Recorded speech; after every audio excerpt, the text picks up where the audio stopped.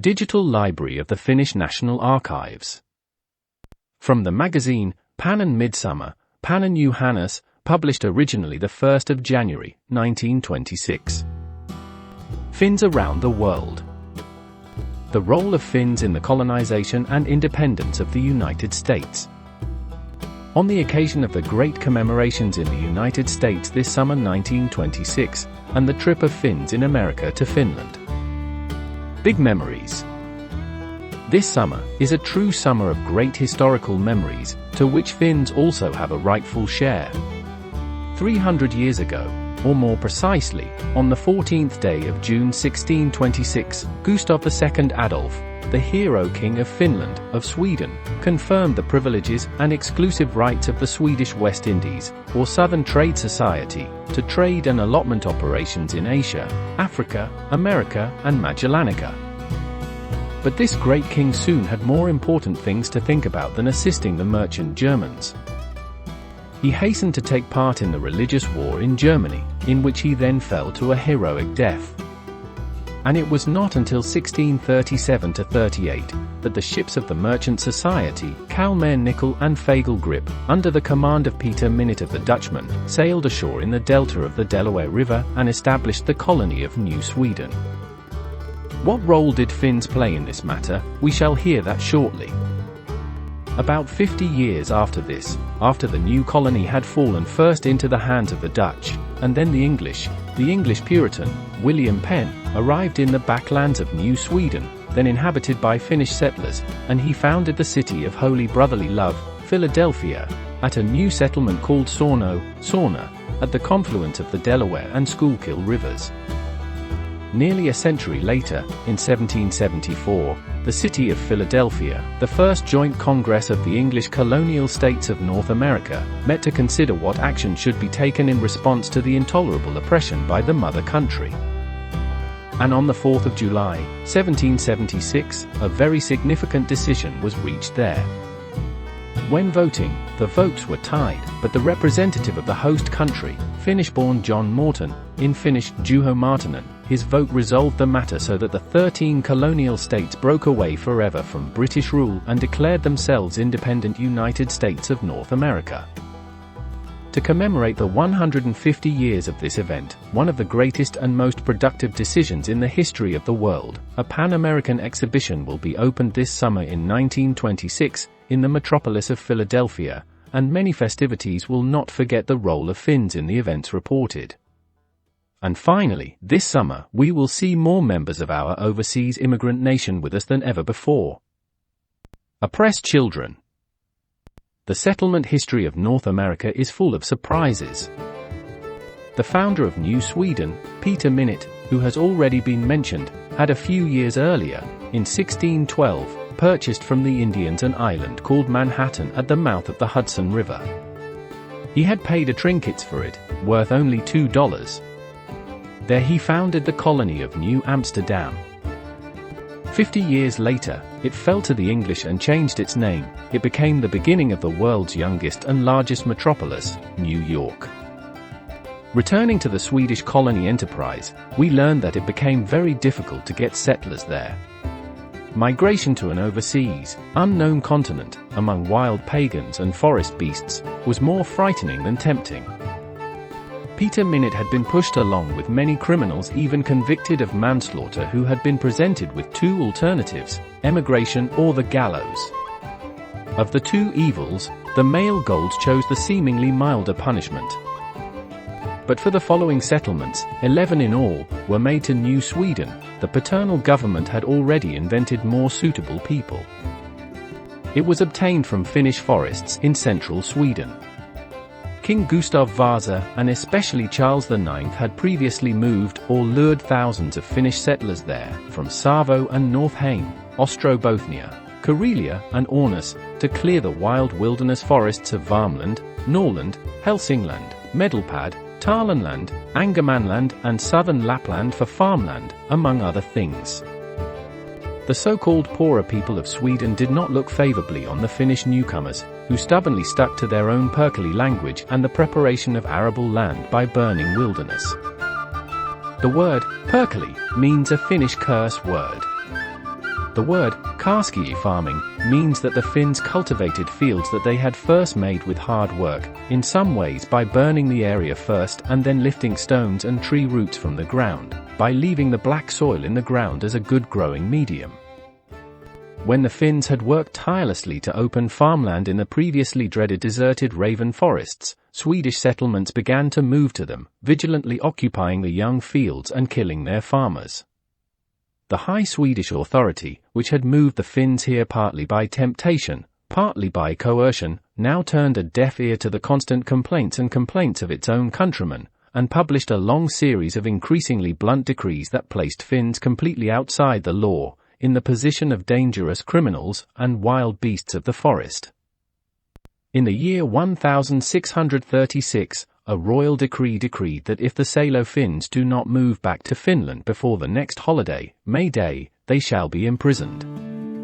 And they must all be forbidden to sow any seed crops on lawns or fields.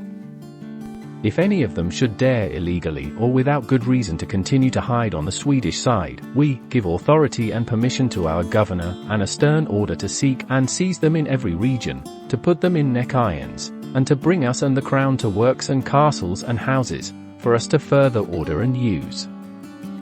In the year 1640 the Swedish government issued a new order that since the Salo Finns still did not begin to leave their plantations and houses, the barns and buildings, huts and grain of the Finns, should be burned, without investigation or judgment, so that they might leave their forests for want of necessities.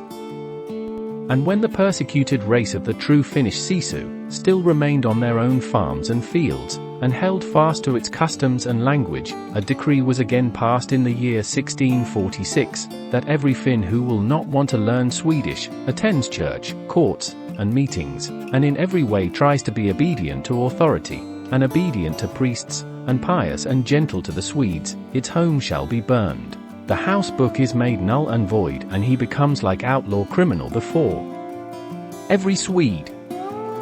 And when even these acts of oppression, which were truly rare in history, did not succeed, the fatherly and pious Swedish authorities came up with an even newer way. The Salo Finns, who were equated with forest predators, were given the aforementioned option, either gallows or migration. And the people, persecuted of two evils, certainly chose the milder one. Backland Finns, early settlers of Pennsylvania. The colony of New Sweden comprised a fairly large area along the Delaware River, roughly the present-day states of Delaware and Pennsylvania. Along the banks of the stream rose briskly dwellings made of round logs, where the door was so low that one had to bend over when entering, and the windows were covered with movable wooden shutters. Grain and tobacco were sown and harvested, Topios and Atolas cattle were caught, and the merchants of the trade society regularly transported tobacco, salt and skins, especially precious beaver skins, to Holland and Finland. The Finnish and Swedish settlers, surrounded by infinite primeval forests, wild Indians, and power-hungry Dutch colonists, were bound to have a better understanding and friendship with each other than in their old Swedish and Finnish homeland. In order to secure settlements, log castles with moats and wooden plank walls had to be built in harbors and shopping centers, which were named Finnish city names such as Tornio, Vasa, Korsholma, etc. In the main fort called Fort Christina, on the site of the present city of Wilmington, lived with his conscripts the governor of the colony, Johann Prince, who also had both the court of Prince and the croft of Prince as his premises and with auxiliary facilities. The Finns settled more in one group from Fort Christina upwards, along the right bank of the mighty Delaware River. Thus, they became the first settlers of what is now the state of Pennsylvania. They had also settled on the opposite bank of the river, in what is now New Jersey, where a man named Erkki Mullica built his new house on a hill that still bears the name Mullica Hill. But the main settlement, as mentioned, was along the shore, where a whole series of Finnish districts followed, Finland, Lapland, Upland, or Highland, and at last, farthest, the vast back country. All of these formed the colony of New Finland. In democratic America, old aristocratic views are very persistently held. not even dollar princes are willingly counted among the upper 10,000 people, if they cannot prove descent from old Dutch colonists or English Puritans, who arrived on the Mayflower ship. But this family aristocracy certainly includes a large number of families of Finnish origin. An eminent American historian, Bancroft, claims that every 18th true Yankee descended from the immigrant nation of New Sweden. But the main material of that colony were Old Forest Finns from Vermland, i.e. mainly from Finland and Savo. In the lists of emigrant ships, the Swedish authorities had systematically destroyed the Finnish names of the passengers. They were Mortensons and Johanssons, Petersons and Thorsons, etc., and the settlers remained that name throughout the short period of Swedish rule, until 1655, and the even shorter period of Dutch rule until 1664. But when the English had become masters of New Sweden, they ordered the inhabitants to obtain land records for their estates, and it was then discovered that behind the strange Thorson surname were originally Tossavainen, and behind Peterson's name was Puttinen, etc. That is, originally the names of Finns. Usually only Savonian nobility appears in the lists: Rasanen, Mulika, Martinen, Kokkinen, Haltunen, Kolmainen, Valkoinen, Sinikka, Pelkonen, etc. When Cromwell's Old Testament reign in England had come to an end and the Stuart family had once again ascended the throne, the oppression of the Puritans, who were still so victorious, began to be about as brutal as the Swedish Forest Finns had been oppressed a decade earlier. Their famous leader, William Pettin, head of a Quaker sect resembling our goblins, then bought vast tracts of land from Charlemagne II, who was greedy for money with his great inheritance, as a refuge for his persecuted fellow believers. His ships landed at the confluence of the Delaware and Schuylkill rivers, in the middle of the Savonian settlement of the Finns in the hinterland, in a colony called Sorno. What a vivid cultural image that name Sorno give it! According to his millennial custom, the first job of a Finnish Savonian forest sweeper is to build a sauna, on the edge of his slash-and-burn area, where he both lives and washes, and around which other household buildings gradually emerge, and most recently the actual cottage, i.e. a residential cottage. Well, Peter Kokkonen's son, Larsi, was visited by the high priest of the new communion of believers, to see the house. In the yard of the house grew a large tree, long afterwards worshipped almost wholly by the Americans, Great Tree Telm, at the foot of which William Penn invited the Finnish owners of the house and the chiefs of the nearby Indian tribes. He read to the assembled commoners the power of attorney he had received from the King of England and bought or exchanged land from them, for his city of holy brotherly love, for the headquarters of a new Quaker colony. Now, on year 1926, in the outback of New Finland, in place of the old Salon sauna of Kokkonen, rises there, the metropolis of Philadelphia with its hundreds of churches, skyscrapers, marble palaces, and giant parks. Historical Finland. America is a wonderful melting pot, in which the Anglo-Saxon race and language, already in the second generation, makes individuals of all foreign races in the world its own flesh and blood. The Salo Finns of New Finland quickly lost their nationality and name. Martinen changed his name to Morton, Kolmainen to Coleman, Rasanen to Rawson, Kokkinen to Cock and Cox, Sinikka to Sinix and Seneca, Väinämöinen to Vainman, Tossavainen to Thorson and Tussi, Haltunen to Holson, etc.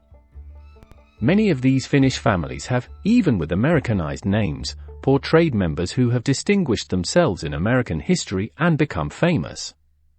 In 1706, at the age of almost 100, one of the first Finnish newcomers named Morty Martinen died. His son's grandson, Juho Martinen, has drawn his English name, John Morton, in unworn letters on the most remarkable act of state in the world's most powerful empire. He was born in 1725 and, like his father, began his career in the handles of the plough, but having been well educated and generally respected because of his good qualities, he rose to higher and higher positions of trust. He was elected Speaker of the Pennsylvania State Legislative House, Justice of the Peace, and finally a member of the Supreme Court, a very ordinary career even in American society today, when a man himself has talent and steel. But even more famous tasks fell upon him. In 1774, representatives of all 13 founding nations of North America gathered in the city of Philadelphia to protest against the then senseless colonial oppression of the English. When no complaints and appeals helped, it was finally decided to crack down. On the 4th of July 1776, a historic vote took place on two serious options: to separate from the old mother country, England, which treated her blossoming daughter like a noble stepmother, or to still have confidence in the future and wait for reason to return to the rulers of England. On the other side, the mighty Albion, with its experienced generals and armies and navies accustomed to winning. On the other side were a handful of militia soldiers, whose indiscipline is illustrated by the fact that the men went home from the ranks with their own permission whenever they pleased. The votes were tied. The delegates looked palely at each other, and then at the man who, as representative of the host nation, had not yet submitted his ballot. Mokti Martinen's descendant must have gone through a fierce soul battle and thorough Finnish consideration, until he finally stood up and announced that he would vote to leave England. His name appears among the signatories in the handsome Declaration of Independence, drafted by Thomas Jefferson, which is kept as America's most precious treasure in a steel cabinet in the Washington Department. All men are born free and equal. Everyone has a few natural rights, which include life, liberty, and subsistence. Since the arbitrariness of the English government does not permit the free exercise of these rights, the inhabitants of the 13 colonial states consider themselves compelled to resign from its authority, and to regard the peoples of Great Britain in the same position as other members of mankind, namely, enemies in war and friends in peace. It was George Washington's honorable part to bring the Declaration of Independence triumphantly across. This day, the 4th of July, has since been celebrated by Americans as their national holiday. Philadelphia's Independence Hall, in whose hall the famous proclamation was read, is their national shrine, and on its wall hangs a memorial tablet in honor of John Morton. The distinguished life of our famous countryman came to an end the following year. Otherwise, he might have seen his name among the first 5 presidents of the United States, who, with the exception of Washington, had all been among the most influential members of that parent Congress. A handsome monument has been erected on his grave in Chester churchyard. The settlers of Nordic men quickly evaporated from the scene of history. In the wilderness forests of the Finnish Slavonians, slash-and-burn rivers, along the Delaware River, the first massively productive mountain oil veins of the United States were discovered. The city of William Penn, a stern Puritan, founded on the lands of Cocken and Sauners, has become the dominant castle of Catholicism in the northern half of the New World. The present Finnish immigrant nation of the United States, in 1926, with 500,000 inhabitants, has reason to remember with justified pride that they are not despised foreigners named foreigners, late foreigners, but descendants of those who laid the foundations of the kingdom, who inhabit the land by the inheritance of their ancestors. And they have a special reason to feel grateful to Consul General Axel Rauenheimo, Axel Jarnfeldt by Swedish, a keen researcher and expert on Finnish conditions in America, for proving this historical right of inheritance in his famous work entitled New World. This famous book, along with the great summer commemorations, has inspired even this modest review. JEHU.